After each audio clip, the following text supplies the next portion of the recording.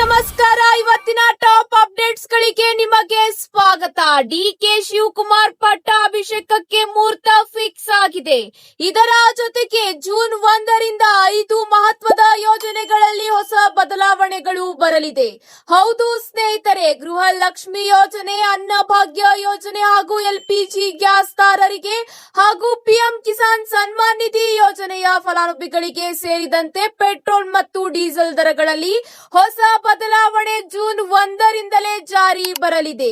ಇದರ ಬಗ್ಗೆ ಸಂಪೂರ್ಣವಾದ ಮಾಹಿತಿ ನೋಡೋಣ. ವಿಡಿಯೋನ ಪೂರ್ತಿಯಾಗಿ ನೋಡಿ. ಈ ಒಂದು ಮಾಹಿತಿ ಇಷ್ಟವಾದಲ್ಲಿ ಲೈಕ್ ಮತ್ತು ಶೇರ್ ಮಾಡುವುದನ್ನು ಕೂಡ ಮರೆಯಬೇಡಿ. ಹಾಗಾದ್ರೆ ಬನ್ನಿ ವೀಕ್ಷಕರೇ, ಮೊದಲನೆಯ ಒಂದು ಟಾಪ್ ಬ್ರೇಕಿಂಗ್ ಸುದ್ದಿ ಏನೆಂದು ನೋಡೋಣ. ಕರ್ನಾಟಕ ರಾಜಕಾರಣದಲ್ಲಿ ಕಳೆದ ಕೆಲವು ದಿನಗಳಿಂದ ತೀವ್ರವಾಗಿದ್ದ ಮುಖ್ಯಮಂತ್ರಿ ಬದಲಾವಣೆ ಹಗ್ಗ ಜಗ್ಗಾಟ ಕೊನೆಗೂ ಒಂದು ತಾರ್ಕಿಕ ಅಂತ್ಯಕ್ಕೆ ಬಂದು ತಲುಪಿದೆ. ಕಾಂಗ್ರೆಸ್ ಹೈಕಮಾಂಡ್ ಸೂಚನೆಯ ಬೆನ್ನಲ್ಲೇ ಸಿದ್ದರಾಮಯ್ಯ ಅವರು ತಮ್ಮ ರಾಜೀನಾಮೆಯನ್ನು ಕೂಡ ಈಗ ನೀಡಿದ್ದಾರೆ. ಇದೀಗ ರಾಜ್ಯದ ಮುಂದಿನ ಚುಕ್ಕಾಣಿ ಹಿಡಿಯಲು ಕೆಪಿಸಿಸಿ ಅಧ್ಯಕ್ಷ ಡಿಕೆ ಶಿವಕುಮಾರ್ ಸಂಪೂರ್ಣವಾಗಿ ಸಜ್ಜಾಗಿದ್ದಾರೆ. ರಾಜಧಾನಿ ಬೆಂಗಳೂರಿನ ರಾಜಕೀಯ ವಲಯಗಳಲ್ಲಿ ಹಾಗೂ ಸಾರ್ವಜನಿಕರಲ್ಲಿ ಈಗ ಹೊಸ ಮುಖ್ಯಮಂತ್ರಿಯ ಪ್ರಮಾಣ ವಚನ ಕಾರ್ಯಕ್ರಮ ಯಾವಾಗ ನಡೆಯಲಿದೆ ಎಂಬ ತೀವ್ರ ಕುತೂಹಲ ಮನೆ ಮಾಡಿದೆ.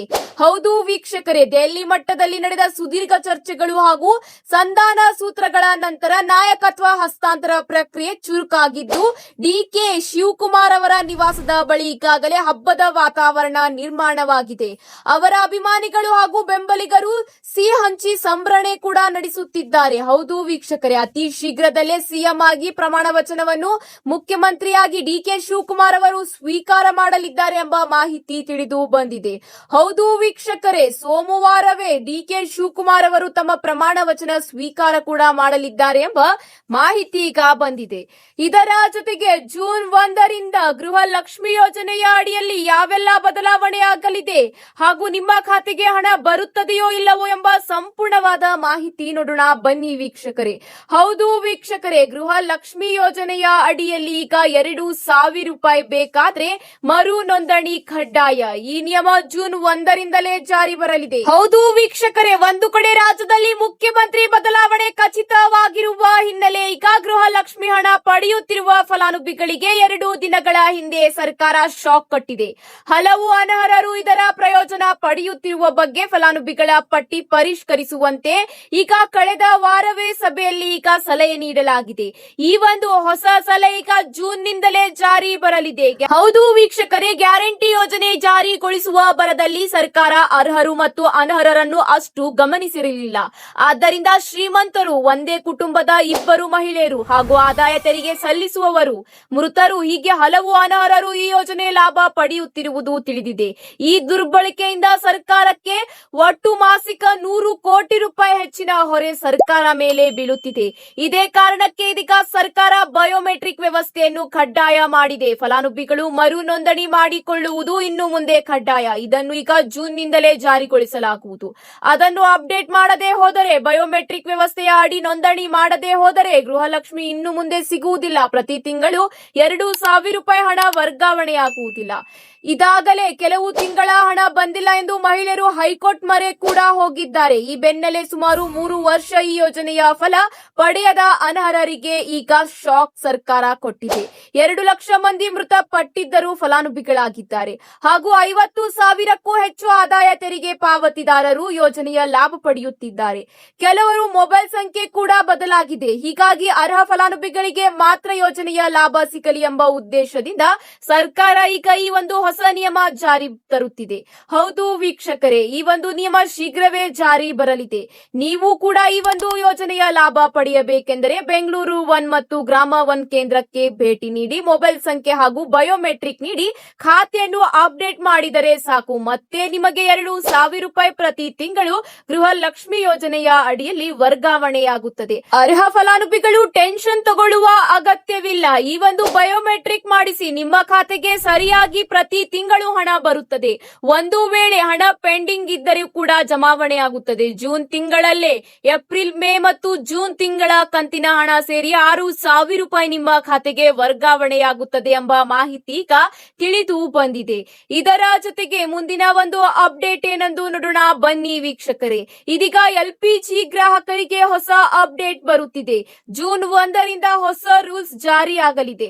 ಹೌದು ವೀಕ್ಷಕರೇ, ಜೂನ್ 1ರಿಂದ ಎಲ್ಪಿಜಿ ದರದಲ್ಲಿ ಏರಿಕೆಯಾಗುವ ಸಾಧ್ಯತೆ ಇದೆ ಎಂಬ ಮಾಹಿತಿ ಈಗ ತಿಳಿದು ಬರುತ್ತಿದೆ. ಮೇ 1ರಿಂದ ಈಗಾಗಲೇ ವಾಣಿಜ್ಯ ಎಲ್ಪಿಜಿ ಸಿಲಿಂಡರ್ಗಳ ಬೆಲೆಯಲ್ಲಿ ಪ್ರಮುಖ ಏರಿಕೆಯಾಗಿದೆ. ಈ ಬಾರಿ ಎಲ್ಪಿಜಿ ಗೃಹ ಬಳಕೆ ಯೋಜನೆಯ ಗ್ಯಾಸ್ ಸಿಲಿಂಡರ್ ಮೇಲೂ ಕೂಡ ಬೆಲೆ ಏರಿಕೆಯಾಗುವ ಸಾಧ್ಯತೆ ಇದೆ ಎಂಬ ಮಾಹಿತಿ ತಿಳಿದು ಬಂದಿದೆ.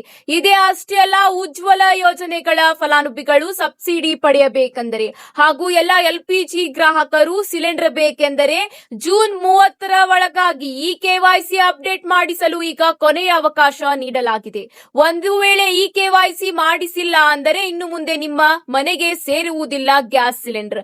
ಹೌದು ವೀಕ್ಷಕ, ಕೇಂದ್ರ ಸರ್ಕಾರ ಈ ಕುರಿತು ಖಡಕ್ ವಾರ್ನಿಂಗ್ ಕೂಡ ನೀಡಿದೆ. ಇದೇ ಅಷ್ಟೇ ಅಲ್ಲ, ಜೂನ್ ತಿಂಗಳ ಆರಂಭದಲ್ಲಿ ದೇಶಾದ್ಯಂತ ಪೆಟ್ರೋಲ್, ಡೀಸೆಲ್ ಮತ್ತು ಸಿಎನ್ಜಿ ಬೆಲೆಗಳಲ್ಲಿ ಪ್ರಮುಖ ಪರಿಷ್ಕರಣೆಯಾಗುವ ಸಾಧ್ಯತೆ ಇದೆ. ಅಂತಾರಾಷ್ಟ್ರೀಯ ಮಟ್ಟದಲ್ಲಿ ಕಚ್ಚಾ ತೈಲ ಬೆಲೆ ಹಾಗೂ ಭೌಗೋಳಿಕ ರಾಜಕೀಯ ವಿದ್ಯಮಾನಗಳ ಕಾರಣದಿಂದ ತೈಲ ದರಗಳಲ್ಲಿ ವ್ಯತ್ಯಾಸವಾಗಲಿದ್ದು, ಒಂದು ವೇಳೆ ಇಂಧನ ದರಗಳು ದುಬಾರಿಯಾದರೆ ಸಾಮಾನ್ಯ ಜನರ ದಿನ ಬಳಕೆ ವಸ್ತುಗಳ ಸಾರಿಗೆ ವೆಚ್ಚ ಹೆಚ್ಚಾಗಿ ಬೆಲೆ ಏರಿಕೆಯಾಗುವ ಸಾಧ್ಯತೆ ಇದೆ ಎಂಬ ಮಾಹಿತಿ ತಿಳಿದು ಬಂದಿದೆ. ಇದರ ಜೊತೆಗೆ ಮುಂದಿನ ಒಂದು ಅಪ್ಡೇಟ್ ಏನೆಂದು ನೋಡೋಣ ಬನ್ನಿ ವೀಕ್ಷಕರೇ. ಪಿಎಂ ಕಿಸಾನ್ ಸನ್ಮಾನ್ ನಿಧಿ ಯೋಜನೆಯ ಫಲಾನುಭವಿಗಳಿಗೆ ಇದೀಗ ಬರ್ತಿರ್ತಕ್ಕಂತಹ ಹೊಸ ಅಪ್ಡೇಟ್ ಆಗಿದೆ. 23ನೇ ಕಂತಿಗಾಗಿ ಕಾಯುತ್ತಿದ್ದಾರೆ ರೈತ ಬಾಂಧವರು. ಹೌದು ವೀಕ್ಷಕರೇ, ಅರ್ಹರಿಗೆ ಮಾತ್ರ ಈ ಒಂದು ಯೋಜನೆಯ 6,000 ರೂಪಾಯಿ ಸಿಗುತ್ತದೆ.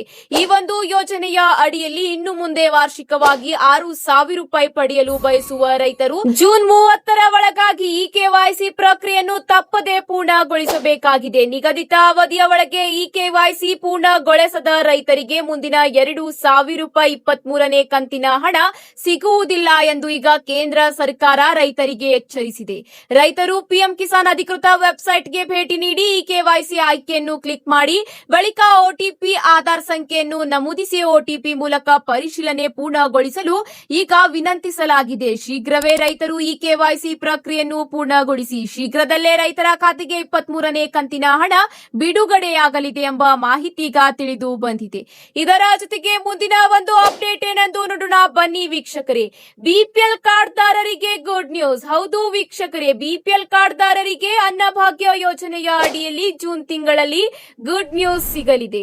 ರಾಜ್ಯದ ಲಕ್ಷಾಂತರ ಪಡಿತರ ಚೀಟಿದಾರರಿಗೆ ಕರ್ನಾಟಕ ಸರ್ಕಾರ ಜೂನ್ ತಿಂಗಳ ಆರಂಭದಲ್ಲೇ ಸಿಹಿ ಸುದ್ದಿ ಈಗ ನೀಡಲಿದೆ. ಅನ್ನಭಾಗ್ಯ ಯೋಜನೆಯ ಅಡಿಯಲ್ಲಿ ಅಕ್ಕಿಯ ಜೊತೆಗೆ ಇನ್ನು ಮುಂದೆ ಅಗತ್ಯ ವಸ್ತುಗಳನ್ನು ನೀಡಲು ಸಿದ್ಧತೆ ನಡೆಸಲಾಗಿದೆ. ಹೌದು ವೀಕ್ಷಕರೇ, ಪಡಿತರ ಚೀಟಿದಾರರಿಗೆ ಜೂನ್ 1ರಿಂದ ಇಂದಿರಾ ಕಿಟ್ ವಿತರಣೆ ಆರಂಭವಾಗಲಿದೆ. ಕೇವಲ ಅಕ್ಕಿಯನ್ನೇ ನಂಬಿಕೊಂಡಿದ್ದ ಬಡ ಮತ್ತು ಮಧ್ಯಮ ವರ್ಗದ ಕುಟುಂಬಗಳಿಗೆ ಆಸರೆಯಾಗಲು ಸರ್ಕಾರ ಈ ಯೋಜನೆ ಈಗ ಜಾರಿ ತರುತ್ತಿದೆ. ಹೌದು, ಈ ಯೋಜನೆಯ ಅಡಿಯಲ್ಲಿ ವಿತರಿಸಲಾಗುವ ವಿಶೇಷ ಕಿಟ್ಟಿನಲ್ಲಿ ದಿನ ಬಳಕೆಯ ಪ್ರಮುಖ ವಸ್ತುಗಳಾದ ಸಕ್ಕರೆ, ಅಡುಗೆ ಎಣ್ಣೆ ಹಾಗೂ ತೊಗರೆ ಬೇಳೆ ನೀಡಲು ನಿರ್ಧರಿಸಲಾಗಿದೆ. ಬೆಲೆ ಏರಿಕೆಯಿಂದ ತತ್ತರಿಸಿರುವ ಜನ ಸಾಮಾನ್ಯರಿಗೆ ಈ ಕಿಟ್ ದೊಡ್ಡ ಮಟ್ಟದ ಆರ್ಥಿಕ ನೆರವು ನೀಡಲಿದೆ. ಹೌದು, ಪ್ರಸ್ತುತ ಲಭ್ಯವಿರುವ ಮಾಹಿತಿಯಂತೆ ರಾಜ್ಯದ ಬಿಪಿಎಲ್ ಹಾಗೂ ಅಂತ್ಯೋದಯ ಪಡಿತರ ಚೀಟಿ ಹೊಂದಿರುವ ಕುಟುಂಬಗಳಿಗೆ ಈ ಕಿಟ್ ವಿತರಿಸಲಾಗುವುದು. ಹೌದು ವೀಕ್ಷಕರೇ, ಬಿಪಿಎಲ್ ಮತ್ತು ಎಪಿಎಲ್ ಕಾರ್ಡ್ ಇಬ್ಬರಿಗೂ ಕೂಡ ಈ ಒಂದು ಇಂದಿರಾ ಕಿಟ್ ಯೋಜನೆಯ ಲಾಭ ಸಿಗಲಿದೆ ಎಂಬ ಮಾಹಿತಿ ತಿಳಿದು ಬಂದಿದೆ. ಪ್ರತಿ ತಿಂಗಳು ಪಡಿತರ ಅಂಗಡಿಗಳ ಮೂಲಕವೇ ಈ ಕಿಟ್ಗಳನ್ನು ವಿತರಿಸಲು ಆಹಾರ ಇಲಾಖೆ ಮುಂದಾಗಿದೆ. ಪ್ರತಿ ಕುಟುಂಬಕ್ಕೆ ನಿಗದಿತ ಪ್ರಮಾಣದ ಎಣ್ಣೆ ಮತ್ತು ಬೇಳೆಗಳನ್ನು ಪ್ಯಾಕೆಟ್ ರೂಪದಲ್ಲಿ ನೀಡಲಾಗುವುದು ಎಂಬ ಮಾಹಿತಿ ತಿಳಿದು ಬಂದಿದೆ. ಜೂನ್ ಮೊದಲ ವಾರದಿಂದಲೇ ನಿಮ್ಮ ಹತ್ತಿರದ ಪಡಿತರ ಕೇಂದ್ರಗಳಲ್ಲಿ ಈ ಕಿಟ್ ಪಡೆದುಕೊಳ್ಳಬಹುದಾಗಿದೆ. ಈ ಕಿಟ್ ವಿತರಣೆಯಲ್ಲಿ ಯಾವುದೇ ಅಕ್ರಮ ನಡೆಯದಂತೆ ಎಚ್ಚರಿಕೆ ವಹಿಸಲಾಗಿದೆ. ಬಯೋಮೆಟ್ರಿಕ್ ಅಥವಾ ಈ ಕೆವೈಸಿ ಆಧಾರದ ಮೇಲೆ ಅರ್ಹ ಫಲಾನುಭವಿಗಳಿಗೆ ಮಾತ್ರ ಕಿಟ್ ವಿತರಣೆಯಾಗುವಂತೆ ಈಗ ತಿಳಿಸಲಾಗಿದೆ. ಹೌದು ವೀಕ್ಷಕರೇ, ಅನ್ನಭಾಗ್ಯದ ಅಕ್ಕಿಯ ಜೊತೆಗೆ ಈಗ ಇಂದಿರಾ ಕಿಟ್ ಕೂಡ ಸೇರ್ಪಡೆಯಾಗುತ್ತಿರುವುದು ಜನ ಸಾಮಾನ್ಯರ ಮುಖದಲ್ಲಿ ಮಂದಹಾಸ ಮೂಡಿದೆ. ಜೂನ್ 1ರ ನಂತರ ನಿಮ್ಮ ಪಡಿತರ ಅಂಗಡಿಗಳಿಗೆ ಭೇಟಿ ನೀಡಿ ಈ ಸೌಲಭ್ಯದ ಬಗ್ಗೆ ಹೆಚ್ಚಿನ ಮಾಹಿತಿ ನೀವು ಪಡೆಯಬಹುದಾಗಿದೆ. ಹೌದು, ಮಾರುಕಟ್ಟೆಯಲ್ಲಿ ತೊಗರೆ ಬೇಳೆ ಮತ್ತು ಅಡುಗೆ ಎಣ್ಣೆ ಬೆಲೆಗಳು ಗಗನಕ್ಕೇರುತ್ತಿವೆ. ಇದರಿಂದಾಗಿ ಬಡ ಕುಟುಂಬಗಳ ಪೌಷ್ಟಿಕಾಂಶದ ಮೇಲೆ ಪರಿಣಾಮ ಬೀರದಂತೆ ತಡೆಯಲು ಈ ಸಬ್ಸಿಡಿ ದರದ ಅಥವಾ ಉಚಿತ ಕಿಟ್ ಯೋಜನೆ ರೂಪಿಸಲಾಗಿದೆ. ಈ ಯೋಜನೆಯು ರಾಜ್ಯದ ಲಕ್ಷಾಂತರ ಕುಟುಂಬಗಳ ಅಡುಗೆ ಮನೆಯ ಬಜೆಟ್ ಅನ್ನು ಸುಧಾರಿಸುವಲ್ಲಿ ಪ್ರಮುಖ ಪಾತ್ರ ವಹಿಸಲಿದೆ. ನೀವು ಕೂಡ ಬಿಪಿಎಲ್ ಮತ್ತು ಎಪಿಎಲ್ ಕಾರ್ಡ್ ಹೊಂದಿದ್ದರೆ ಆಗಿದ್ದರೆ ಜೂನ್ ತಿಂಗಳಿಂದ ನಿಮಗೆ ಈ ಒಂದು ಅನ್ನಭಾಗ್ಯ ಯೋಜನೆಯ ಇಂದಿರಾ ಕಿಟ್ ಲಾಭ ಸಿಗಲಿದೆ. ಇವತ್ತಿಗೆ ಇಷ್ಟೇ ವೀಕ್ಷಕರೇ, ಮತ್ತೆ ಸಿಗೋಣ ಹೊಸ ಮಾಹಿತಿಯ ಜೊತೆಗೆ. ನೀವು ಇನ್ನೂ ಕೂಡ ನಮ್ಮ ಚಾನೆಲ್ ನ ಸಬ್ಸ್ಕ್ರೈಬ್ ಮಾಡಿಲ್ಲ ಅಂದ್ರೆ ಈ ಕೂಡಲೇ ಸಬ್ಸ್ಕ್ರೈಬ್ ಮಾಡಿಕೊಳ್ಳಿ.